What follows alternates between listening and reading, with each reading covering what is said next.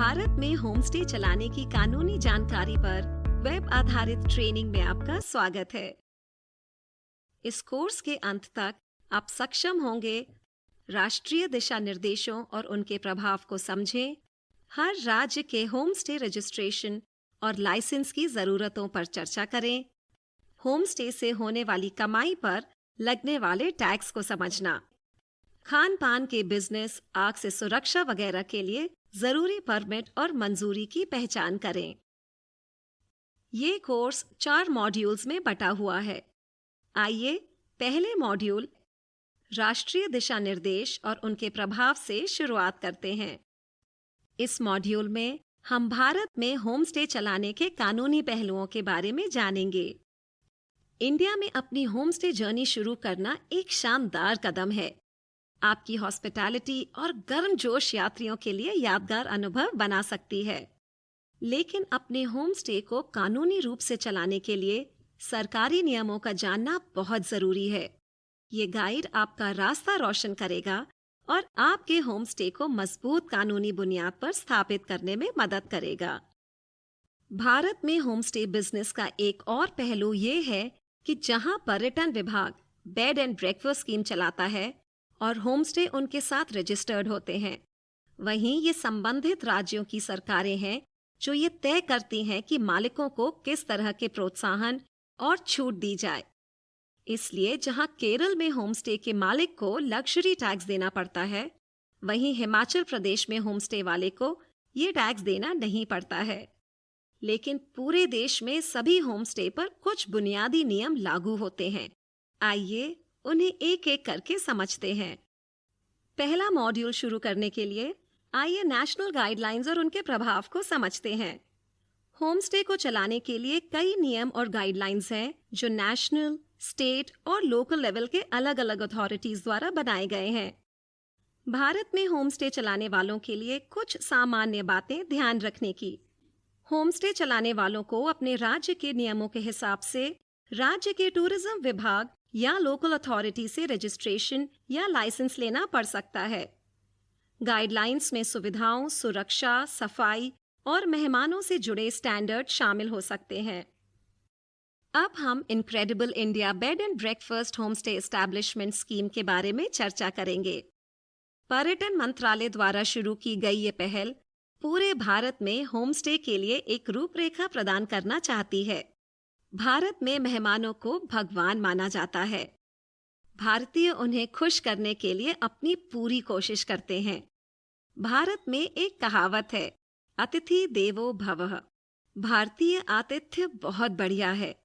दुर्भाग्य से ज्यादातर लोग जो भारत आते हैं और होटलों में रहते हैं, उन्हें असली भारतीय आतिथ्य का अनुभव करने का मौका नहीं मिलता, क्योंकि होटल उन्हें ऐसा आतिथ्य प्रदान नहीं कर पाते हैं। इसका नतीजा ये है कि भारत में होमस्टे की लोकप्रियता बढ़ रही है। स्कीम की मुख्य विशेषताओं में शामिल है रजिस्ट्रेशन प्रक्रिया, कमरे की सीमाएं, रहने की आवश्यकता और खाना शेयर करना। होटल और अन्य रहने की सुविधाएं किसी भी पर्यटक की यात्रा का एक अहम हिस्सा होती हैं। ये होटल और सुविधाएं दुनिया भर के मानकों वाली आरामदायक होमस्टे की सुविधा देकर और महानगरों और पर्यटन स्थलों में रहने के विकल्पों को बढ़ाकर यात्रा को यादगार बना सकती हैं। Incredible India bed and breakfast homestay स्थापना योजना को इस प्रकार वर्गीकृत किया जाएगा: silver, gold.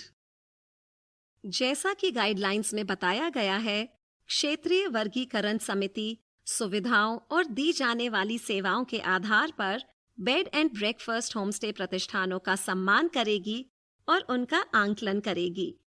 Incredible India bed and breakfast homestay वाले एक बार पर्यटन मंत्रालय से मंजूरी मिलने के बाद उन्हें सही से प्रचारित किया जाएगा। ऐसे सभी स्वीकृत होमस्टे की एक निर्देशिका भी तैयार की जाएगी ताकि घरेलू और विदेशी पर्यटक घरेलू वातावरण में रह सकें और इस योजना का लाभ उठा सकें। चलिए कमरे की सीमाओं के बारे में विस्तार से चर्चा करते हैं। Incredible India bed and breakfast homestay बनने के लिए ये जरूरी है कि मालिक या प्रमोटर अपने परिवार के साथ वहां रहता हो और कम से कम एक कमरा और ज्यादा से ज्यादा 6 कमरे, 12 बेड किराए पर देता हो। ये योजना बेड एंड ब्रेकफास्ट के आधार पर चलेगी और उसी हिसाब से शुल्क लिया जाएगा। इसमें किस तरह का ब्रेकफास्ट दिया जाएगा उसकी जानकारी देनी होगी, उसका चार्ज बताना होगा और विजिटर्स को पहले से सूचित करना होगा ताकि कोई अनावश्यक विवाद न हो। एक बार कोई संस्था क्लासिफिकेशन या रिक्लासिफिकेशन के लिए अप्लाई कर देती है तो उसे हमेशा रीजनल क्लासिफिकेशन कमेटी के निरीक्षण के लिए तैयार रहना होगा। क्लासिफिकेशन जारी करने के आदेश की तारीख से 2 साल के लिए या फिर रिक्लासिफिकेशन की स्थिति में आखिरी वर्गीकरण की अवधि समाप्त होने की तारीख से मान्य होगा, बशर्ते कि आवेदन निर्धारित समय के अंदर यानी आखिरी वर्गीकरण की अवधि समाप्त होने के 3 महीने पहले प्राप्त हो जाए। Incredible India bed and breakfast homestay वाले जो क्लासिफिकेशन के लिए अप्लाई कर रहे हैं, उन्हें नीचे दिए गए फॉर्मेट के हिसाब से जरूरी दस्तावेजों के साथ सारी जानकारी देनी होगी। एक एप्लीकेशन फॉर्मेट जैसा कि एनेक्स्चर 1 में दिया गया है, एनेक्स्चर 2 में दी गई सुविधाओं की चेकलिस्ट और अंडरटेकिंग जैसा कि एनेक्स्चर 3 में है। 2B68 होमस्टे के वर्गीकरण या पुनः वर्गीकरण के लिए देय आवेदन शुल्क भारत सरकार के लिए निम्नानुसार होंगे। डिमांड ड्राफ्ट का भुगतान पे 64 accounts officer, ministry of tourism, new Delhi के नाम में करना होगा। एक 2BNB होमस्टे के 2 चरणों की प्रक्रिया के तहत वर्गीकृत किया जाएगा। उपलब्ध कराई गई चेकलिस्ट के आधार पर सुविधाओं और सेवाओं का मूल्यांकन किया जाएगा। चेकलिस्ट को ऑनलाइन भरना होगा और ऑनलाइन आवेदन के साथ जमा करना होगा। रीजनल क्लासिफिकेशन कमेटी सुविधाओं और सेवाओं की गुणवत्ता का मूल्यांकन करेगी। भारतीय अनुभव देने वाले घरों को प्राथमिकता दी जाएगी, जैसे कि भारतीय सजावट, असली और लजीज भारतीय खाने आदि के साथ। इनक्रेडिबल इंडिया होमस्टे स्थापना को हमेशा जरूरी मानकों को बनाए रखना होगा। हॉस्पिटैलिटी एसोसिएशन HRACC के चेयरमैन या संबंधित क्षेत्रीय निदेशक पर्यटन मंत्रालय किसी भी समय बिना किसी पूर्व सूचना के संस्थान का सरप्राइज इंस्पेक्शन यानी आकस्मिक निरीक्षण करने के लिए अधिकृत कर सकते हैं। सभी वर्गीकरण के मामले आवेदन के 30 दिनों के भीतर अंतिम रूप दिए जाएंगे। ये सभी मामलों में पूर्ण होने चाहिए और किसी भी कमी से मुक्त होने चाहिए। इन्हें ऑनलाइन किया जाना चाहिए और पर्यटन मंत्रालय के भुगतान और लेखा कार्यालय द्वारा आवेदन शुल्क प्राप्त होने की ऑनलाइन पुष्टि होनी चाहिए। अगर रीजनल HRACC के फैसले से आप खुश नहीं हैं, तो संस्थान 30 दिन के अंदर क्लासिफिकेशन या रिक्लासिफिकेशन के बारे में मिली जानकारी के लिए भारत सरकार के पर्यटन मंत्रालय HRACC के चेयरमैन के पास समीक्षा और पुनर्विचार के लिए अपील कर सकता है। भारत में होमस्टे चलाने के लिए रहने की आवश्यकता राज्य सरकार या नगर पालिका प्राधिकरणों द्वारा निर्धारित स्थानीय नियमों और दिशा निर्देशों के आधार पर अलग अलग हो सकती है। आमतौर पर होमस्टे संचालकों को अपने प्रतिष्ठानों को कानूनी रूप से चलाने और मेहमानों की सुरक्षा और भलाई सुनिश्चित करने के लिए कुछ कानूनी और नियामक आवश्यकताओं का पालन करना आवश्यक होता है। रहने के अलग अलग नियम हर राज्य और इलाके में हो सकते हैं, लेकिन फिर भी होमस्टे चलाने वालों के लिए कुछ समान चीजें हैं जिन पर ध्यान देना जरूरी है। स्थानीय नियम, मेहमानों का रेजिडेंसी स्टेटस, कानूनों का पालन, सुरक्षा और सुरक्षा उपाय, गेस्ट रजिस्ट्रेशन, स्वास्थ्य और स्वच्छता मानक और कम्युनिटी रिलेशनशिप। होमस्टे चलाने वालों के लिए ये जरूरी है कि वो अपने इलाके के लिए बने खास नियमों और कायदों को समझें और उनका पालन करें, ताकि वो कानूनी और जिम्मेदारी से अपना होमस्टे चला सकें। स्थानीय प्रशासन, पर्यटन विभाग या उद्योग संघों से मदद लेना होमस्टे चलाने वालों को नियमों और बेहतर तरीकों को समझने में मदद कर सकता है। होमस्टे एक तरह की रुकने की व्यवस्था है जहां मेहमान किसी स्थानीय व्यक्ति यानी होस्ट के घर में रहते हैं। लोकल टूरिज्म विभाग फाइनल परमिशन देने से पहले जगह को चेक करता है। होम स्टे में मेहमानों के साथ खाना खाना एक आम चलन है और इसे अक्सर सांस्कृतिक अनुभव का हिस्सा माना जाता है। भोजन साझा करना न केवल सत्कार का एक तरीका है, बल्कि मेहमानों के लिए संबंध बनाने, सांस्कृतिक आदान प्रदान को बढ़ावा देने और यादगार अनुभव बनाने का एक साधन भी है। भारत में होमस्टे में मेहमानों के साथ खाना खाने के बारे में विचार करने के लिए कुछ मुख्य बातें निम्नलिखित हैं। संस्कृति की परंपरा। मेहमानों के साथ खाना खाना भारतीय आतिथ्य और संस्कृति में गहराई से समाया हुआ है। असली अनुभव। बहुत से यात्री भारतीय संस्कृति और परंपराओं को सीखने के लिए होमस्टे का चुनाव करते हैं। सामाजिक मेलजोल। साथ में खाना खाने से मेहमानों और होस्ट के बीच में गहरी बातचीत करने, कहानियां शेयर करने और अपनापन बनाने का मौका मिलता है। मेहमानदारी और उदारता। मेहमानों को खाना खिलाना होस्ट की तरफ से मेहमानदारी और उदारता की निशानी है। और परिवार जैसा माहौल। होम स्टे में साथ खाना खाने से परिवार जैसा माहौल बनता है। चलिए होम स्टे योजनाओं के प्रभाव को समझते हैं। भारत में होम स्टे योजनाओं के कई फायदे और नुकसान हैं। ये रहने का तरीका हर तरह के ट्रैवलर के लिए सही नहीं हो सकता है। भारत में होम स्टे योजनाएं सांस्कृतिक आदान प्रदान, आर्थिक सशक्तिकरण और सतत पर्यटन यानी सस्टेनेबल टूरिज्म के मामले में कई फायदे देती हैं। हर राज्य इस योजना का पालन करवाता नहीं है, लेकिन रजिस्ट्रेशन के फायदे होते हैं, जैसे ज्यादा पहचान और पर्यटन मंत्रालय में मार्केटिंग सपोर्ट मिलना। पर सबसे पहले अपने राज्य के खास नियमों को समझना और उनका पालन करना जरूरी है। दूसरे मॉड्यूल में हम राज्यवार होमस्टे रजिस्ट्रेशन और लाइसेंस की जानकारी लेंगे। हर राज्य में होमस्टे रजिस्ट्रेशन और लाइसेंस के नियम अलग अलग होते हैं और ये राज्य के पर्यटन विभाग या स्थानीय प्राधिकरणों के दिशा निर्देशों पर निर्भर करते हैं। सभी राज्यों की पूरी जानकारी देना मुश्किल है। यहाँ आम तौर पर किए जाने वाले तरीकों के आधार पर प्रक्रिया और जरूरतों का सामान्य विवरण दिया गया है। रजिस्ट्रेशन प्रक्रिया, लाइसेंस की आवश्यकताएं, डॉक्यूमेंटेशन और नियमों का पालन और नवीनीकरण। भारत के हर राज्य में होमस्टे को रेगुलेट करने के अलग नियम हैं। जुर्माना या होमस्टे बंद होने से बचने के लिए हर राज्य के अलग अलग गाइडलाइंस को ध्यान से पढ़ना जरूरी है। नियमों का पालन करना न सिर्फ कानूनी रूप से चलाने में मदद करता है, बल्कि होमस्टे की विश्वसनीयता और प्रतिष्ठा को भी बढ़ाता है। अपने घर या प्रॉपर्टी के लिए होमस्टे लाइसेंस लेना आपकी प्राथमिकताओं में से एक होना चाहिए।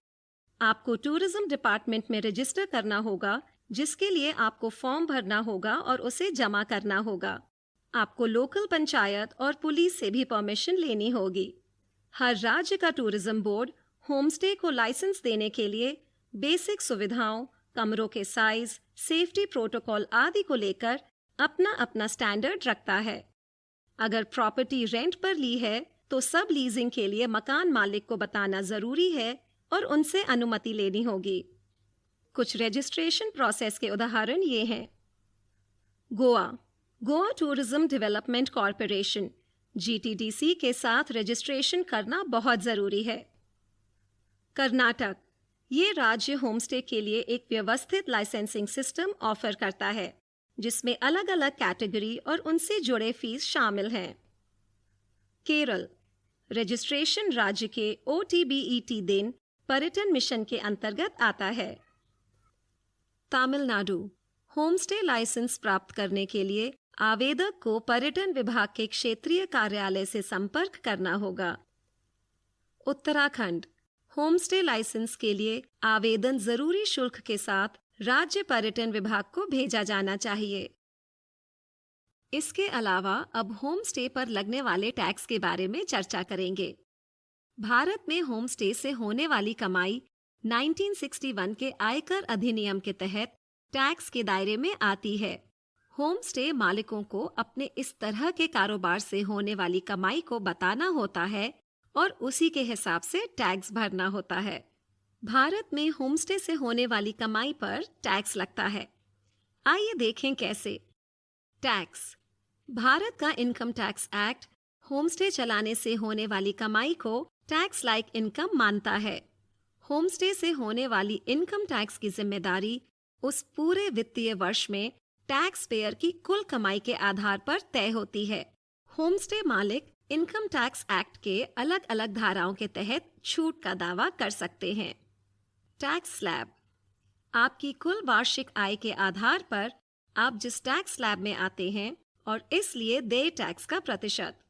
व्यक्तिगत मार्गदर्शन के लिए एक टैक्स सलाहकार की मदद लेना बहुत फायदेमंद हो सकता है। होम स्टे मालिकों को कर उद्देश्यों के लिए अपनी आय और खर्च को प्रमाणित करने के लिए लेखा रिकॉर्ड और दस्तावेज बनाए रखने की आवश्यकता होती है। जीएसटी का झमेला। होम स्टे सर्विस पर भी लगता है goods and service tax, GST. आपकी लोकेशन, कमाई और दी जाने वाली सुविधाओं के हिसाब से ये तय होता है कि आपको कितना जीएसटी देना होगा।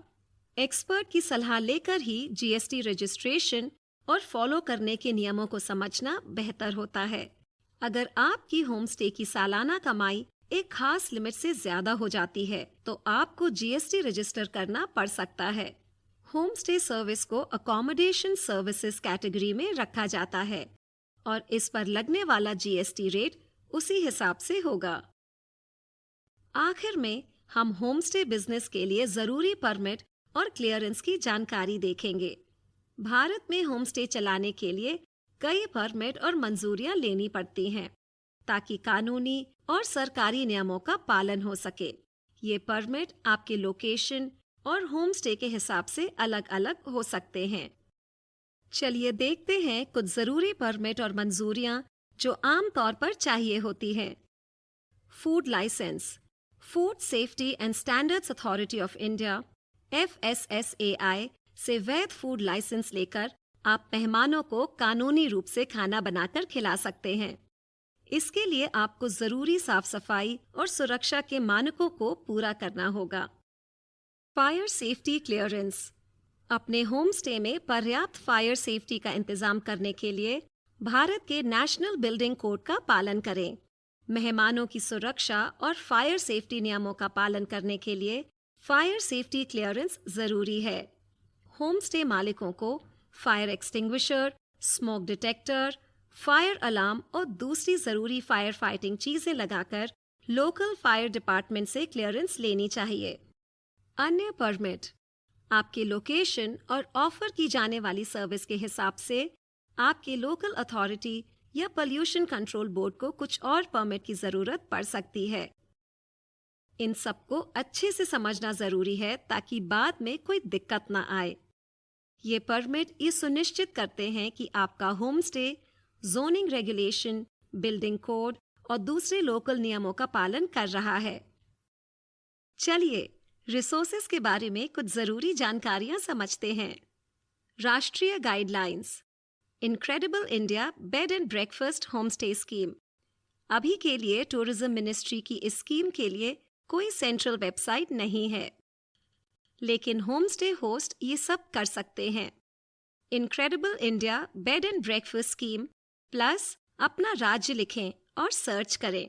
इससे अक्सर राज्य के अलग अलग टूरिज्म बोर्ड की जानकारी सामने आती है और अपने एरिया के टूरिज्म मिनिस्ट्री ऑफिस से सीधे संपर्क करें ताकि लेटेस्ट गाइडेंस और रजिस्ट्रेशन प्रोसेस की जानकारी मिल सके। नीचे दी गई टेबल में आपको राज्यवार संसाधनों की जानकारी मिलेगी।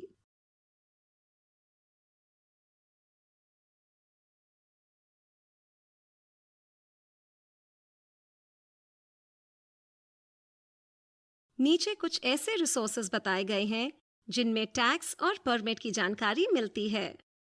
टैक्स।